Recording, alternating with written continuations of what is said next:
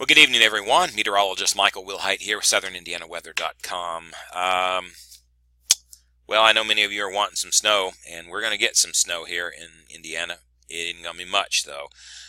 It looked healthy at one point, but it is a clipper system, and some people are going to get a little bit of snow out of it. Some of you are going to get gypped, and it's going to be more of a festive look to it. Here's what I mean. The latest HER radar, this is our high-res rapid refresh model. It's the highest res model that we have. It refreshes every single hour, goes out to 18 hours. You can see there's the snow showers starting to kind of curve in with this little clipper system. And so this is for 7 a.m. Eastern time tomorrow morning. There are some light snow showers with it. You see they kind of overtake the area. It's a pretty narrow band, and you can see this is nothing really to write home here. Just for fun, I can show you the accumulation map here. And well, you'll see it's just it's not much. By the time you go through here, a light dusting down here for some folks, and you got to get way up into Indiana before you start to see anything. The high res NAM, very similar, a little bit more aggressive on that. By the time you get to 7 a.m., here's where you go, and you see a little bit of a healthier look to this with its snow swath overall here, but it's still not that much more impressive. By the time you get into 10 a.m., you're starting to break it up just like you were on the high res NAM. There it goes, and it's just pretty much all gone by then. You do see, as you go through here, some pretty healthy snow squalls up here tomorrow, and so if you are up sort of in this region, you could get some lake effect snows coming down off of that. But for those of us here in southern Indiana, unfortunately just not really going to see much accumulation wise from it. You can see, well, just to be bluntly honest here, for most of southern Indiana, we don't get anything. You're going to have to kind of go in this region up in here before you can really start to see much accumulation, and that's where you're going to be able to get 1 or 2 inches there. And some of these lake effect snow bands up in here can certainly be higher, but a light coating maybe for down here in southern Indiana is not going to be much. And if you go over to my blog here, I wrote a blog post yesterday, and then I have my future snowcast, and it still pretty much stands. I really think most of us just getting some flurries out of this tomorrow. Less than an inch. A light coating may be possible up towards Bloomington, a little bit more north. If you want an inch or two, you're going to have to go up closer to Indy and points on there before you really get into much of anything. It's just not really looking all that hopeful for us, unfortunately. Temperatures tomorrow, it's going to be pretty chilly. In fact, this weekend, it's going to be pretty chilly, but it is warming up as you head later on. Temperatures tonight, going to take a nosedive. By the time you wake up tomorrow morning, you're in the mid-20s here across southern Indiana. 26 Evansville, 25 in B-Town, 25 there, even in Louisville there. And as you warm up through the day, you notice 10 a.m. you've not warmed up much. Even into the heat of the afternoon, here's 1 p.m. and then finally here's 5 p.m. And you see you just haven't warmed up. You might make it up to 32. This may be a little bit underdone. You might make it up 33, 34 in some spots tomorrow. It's not going to get very warm, and then you're going to cool it off very much so as you go into Sunday morning. You're going to wake up to temperatures a little bit colder than tomorrow morning, but in the lower 20s around the area. But it will warm up nicer on Sunday. By the time you get to Sunday afternoon, you're looking at temperatures right around 41 there in Evansville, and upper 30s here across the other part of the area. So it will warm up progressively a little bit, and well, there is some warmth in the forecast again, and we're going to talk about that. So that's tomorrow. Not really a whole lot.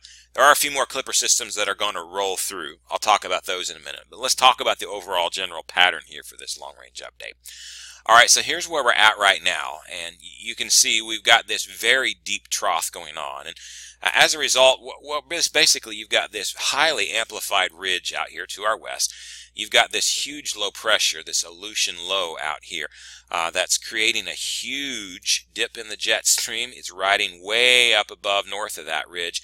And then you're going down into the deep south. You've also got blocking going on up here in Greenland, so that's forcing the jet stream to sort of buckle in a pattern like this. And a pattern like that is very favorable for us to have some cold weather. That pattern is going to relax up for a little while, and so you've got these really cold anomalies that come through us here, which, by the way, the deeper the shades here on this, the colder the air, essentially, is the way that you can interpret this. This is actually looking at height anomalies at the 500 millibar level, but I know that's Greek to most of you. Just look at the warmer colors as mainly warmer weather, and the cooler colors as mainly colder weather. That's what it basically correlates to. A little more complicated than that, but that's the general gist of it. Watch this colder core sort of move off and lift up to the north, and so we sort of relax that cold. Watch though as you go forward in time here how that ridge wants to start to relax just a little bit. We get a few more cold shots. You relax it a little bit next week, and then you get another plunge that comes down, and then behind that plunge it starts to lift off. And watch what's happening out here to the ridge. We're starting to flatten out, so that by the time you get to the day 7 frame, by the time you get to a week from now, next Friday, you've got a much more flat look on here. And you say, well, this is a good look for us. It's a northwest flow, and by northwest flow, what we're meaning here is the airflow here coming down out of Canada is from the northwest. Yes, but it's not an Arctic flow coming down. Watch where the source region is. The source region is this right out here, and instead of having this huge ridge out here, this ridge has now been suppressed to being more down in here rather than being amplified so far up into here. And so your source region for the air that's going to be pumping in is the warm Pacific Ocean rather than coming down directly from the Arctic. And that, folks, is going to make a big difference on temperatures. And by the way, as we go forward into this, you can see this actually wants to sort of break that ridge apart for the most part. It tries to amplify it up a little bit, but you notice what happens here is that the polar vortex, the lobe, sort of retreats back up here a little bit more to our north, and you end up with a look like this, so that you do have a little bit of a northwest flow going on here. But again, as I said, your source region out here is Pacific air coming down in here rather than Arctic air coming down in. And by the way, in case you are wondering, this is very much a classic La Nina look here, where you have a southeast ridge starting to sort of promote itself. I think this could be a little bit overdone. I'm not sold completely on this idea yet, but this is a very La Nina-like look, where you have a colder northern part of the country here, and you have a warmer southern part of the country. Now, why am I not sold on this? We'll just take a look at this right down in here. So you got Hawaii sort of right over in here, and you notice this trough. It's not as deep as it was, but let's compare this trough just for fun. Let's open that image in a new tab, and let me go back out to where we are right now. All right, let's open this image in a new tab. Here's where we are right now. All right, so you've got this deep trough. That deep trough creates a highly amplified ridge. That creates a deep trough over us, colder weather. Now, watch what happens, though, in the 10-day. You've still got a trough out here. You've still got a ridge. Yes, it's not amped up as much as it was, but it's still fairly tall. Where's the trough, though? Well, what you've got going on here is a little bit of the model maybe not making a ton of sense. We're going to have to see. I do think there are some warmer risks coming in here into the end of the forecast. I'm not sure if it's as warm as it's going to say, and for as long as it's going to say.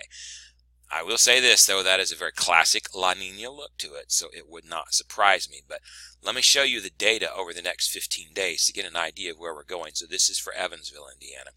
And so we stay cold today. We stay cold tomorrow. I think 38 is probably a little overdone.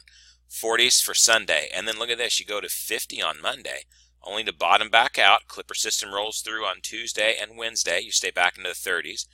And then it's a gradual warming trend, so that by the time you're getting into here, look at this. It's just toasty weather here as far as December standards is for us. From there as far out on to all the way onto the 22nd. Now, that's quite a big change, by the way. Keep in mind on this pattern here, let me go back a couple of days in the runs and look at how much colder these runs were. That makes a little bit more sense to me than what the warmth does. One, because you still have that trough out near Hawaii, which should promote a trough over us. However, the problem that you've really got going on here is the Pacific jet stream. And so let me sort of back this out and say this is what you've got going on. You're looking at jet stream winds here and how fast they are. So you got this right now. You've got this highly amplified ridge into the west. You've got this deep trough out here. And you've got, excuse me, and you know, you've got a trough going down right here over to us. And by the way, this is why you're going to have continual clipper systems, because you've got all of this energy being spun here right off of this Aleutian low. And so you got these little pieces of energy that are going to ride up over that ridge and then come right on south in here. And that's why you're going to end up having multiple clipper systems next week. But watch what happens with this as that ridge starts to relax a little bit. What you've got is a cutoff low being developed over here just north of Hawaii. And this cutoff low then sort of develops, and you end up with a trough that looks more flattened out like this rather than one that's deep like that because of that cutoff low. Now, because of that cutoff low, what happens is you get the jet stream to be able to cut right onto the Pacific Northwest again. And watch this. And so now, where you should be having some very cold air coming down in from Canada, you've got winds that are screaming right here onto the coast. And so, as a result, you've got this Pacific jet stream that's anomalously high. That's a mouthful. That's bringing these strong winds and this milder Pacific air with it right down to our region. And so it might look like that classic northwest flow, which usually should deliver us a pretty decent little amount of cold air, but it's modified air. What you've got is Pacific air being pumped into you rather than Arctic air coming back down. As a result of that, that's where you end up with a pattern that's more like this, rather than a pattern a couple of days ago that's more like this, all from that cutoff low. Now, does that cutoff low really develop or not? We're going to have to see. It's all fantasy out at this point, but we're going to have to watch this fast jet stream here, and here's the reason why. Think all the way back to my winter forecast, my preliminary winter forecast. At the very end of both my preliminary winter forecast and my final winter forecast, I always look at the risks. What could go wrong with the forecast? Remember that one of the things that I said there was that Pacific jet extension. Last year, we had such a toasty winter because what we had was that Pacific jet extension, and it was just so screaming out there that you had that mild Pacific air being pumped in, and so you never really had those Arctic air invasions coming down. And so what you had last year was a look like this. It was actually even cranking up more than this, but you had that mild air coming back down in. As a result of that, then you don't end up with the Arctic air coming in. And, that there's big implications to that, folks. I mean, just very big implications as a result of that. That's going to change us, as I said, from a pattern that's more cool like this to a pattern that's more warm. Which one's going to be right? We'll know in a few days. We'll have to keep monitoring that. But we've got to monitor that Pacific jet extension. If that thing does crank up again, well, we could be in a world of trouble with that. We really could. Well, let's talk then about what I see realistically. First off, the Clipper system here on the GFS is not very impressive. There it is. But let me show you what I've got. So you've got another Clipper system that dives down. This is Monday, the 11th, it dives down. GFS misses it entirely for us. Then you've got this next system that rolls in. This is Monday and Tuesday, sort of 2-for-1 combo there. You may get a little bit of snow flurries out of this, or a light chance of a snow shower, but it looks to stay mostly to our north right now. Then as after that comes through, what you've got going on is another little system that rolls down through here. So here's a system that starts to roll through down about the 15th, another little Clipper system. Followed by it, you've got another system that rolls here right around the 17th or so, roughly. And then you've got a bigger system that comes in here, maybe around the 18th or so. That one looks pretty healthy, but keep in mind they always look healthy that far out, and they start to back down. You got a southern moving system here around the 20th that may or may not affect us. You've got another system that rolls through here around the 21st. I say may or may not because these are only a few hours apart from each other. What would happen if these two pieces of energy right here and right here decide to come at the same time? You could get a big winter storm here. But as of right now in the data, they don't. But again, that's something we will watch. And then watch what this does. As you come here to Christmas Eve, you've got another potential storm sort of rolling through here. Any sense to this at all? Well, let's go out to Southeast Asia. Why Southeast Asia, Michael? Because whenever you look at Southeast Asia, you can look at the East Asia rule here. And what you can determine out of this is when some fronts and troughs and ridges would end up moving through. So the East Asia rule says this. Basically, whatever you've got going on here in the Korean Peninsula, right in here, that's our teleconnection. In essence, about 6 to 10 days later, you can have this same kind of feature here happen over here in the eastern side of the United States. Not always 6 to 10 days. been about 5 to 6 lately, so it's just not a hard and fast rule, but that's just a general rule of thumb. Now keep that in mind then, because this is an image right here from December the 4th. So what would December the 4th look like? Well, you've got a trough coming over in here. So that would correlate to a front around the 9th of December if you're using 5 days, which is about what it is. Well, what's the 9th of December? That's tomorrow. That's your Clipper system that's moving through. And you could, right there, just from looking over at positions in the jet stream here, way across the world, we can determine what's going to go through. Go forward in time here. So by the time the 7th rolled around, which was yesterday, yet another trough rolling through Asia here. That correlates to something around the 12th. Well, what's the 12th? Well, that's your Monday, Tuesday system rolling through, another Clipper system rolling through. And then you've got another one here that's forecast to come in about the 10th. So that takes you to about the 15th or 16th, right around in there. Again, we saw that on the map, didn't we? Some sort of a little Clipper system moving through by then. And then you've got this little trough that you've got, this ridge here that wants to come about the 15th. Correlate that to 5 or 6 days later, and guess what you have? Go back here, you have warmth with a ridge rather than a front moving through. That means you've got a ridge moving through. That means you've got sunny skies generally. That means you've got a warm up right around the 20th. And so some of this warmth, yes, makes sense because the East Asia rule suggests that we have a ridge come through during that time. Now, is it going to be 1, 2, 3, 4, 5, 6, 7 days of warmth here on there? No. I don't think so at all. Let me show you why.